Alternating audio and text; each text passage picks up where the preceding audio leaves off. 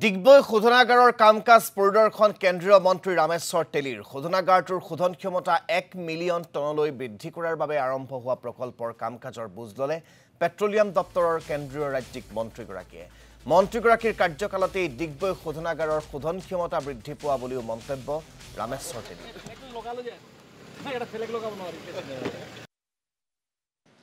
মন্ত্ৰী হোৱাৰ পিছত পেট্ৰলিয়াম প্ৰাকৃতিক গেছ বিভাগৰ মন্ত্ৰী হোৱাৰ পিছত মই মন্ত্ৰালয়ত এটাই সিদ্ধান্ত ল'লোঁ যে ডিগবৈ ৰিফাইনেৰীত কোনো পদ্য বন্ধ হ'ব নালাগিব আৰু ইয়াক এক্সপাণ্ড কৰিব লাগিব। আৰু ঠিক তেনেকৈ মই কৈছোঁ, আজি কিছুদিন আগতে ভাৰতৰ প্ৰধানমন্ত্ৰী নৰেন্দ্ৰ মোদী ডাঙৰীয়াই যোৰহাটৰ পৰা এই ৰিফাইনেৰী 1 মিলিয়নৰ কাৰণে আধাৰিত ৰখা হৈছে।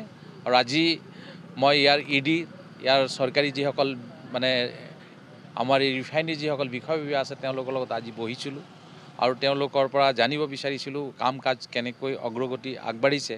আৰু ঠিক তেনেকৈ ইতিমধ্যে গম পাইছোঁ যিটো এক্সপাণ্ড হৈছে সেই মাটিডোখৰত ইতিমধ্যে বাউণ্ডেৰী ৱালৰ কাম দ্ৰুতগতিত চলি আছে, আৰ্ট ফিলিং হৈছে, ৰাস্তাৰ কাম চলি আছে আৰু যি সাৰ সৰঞ্জাম যিবিলাক মেচিনবিলাক বহাব লাগে খুব সোনকালে সেই কামবিলাকো আৰম্ভ কৰা হ'ব, টেণ্ডাৰ কৰা হ'ব।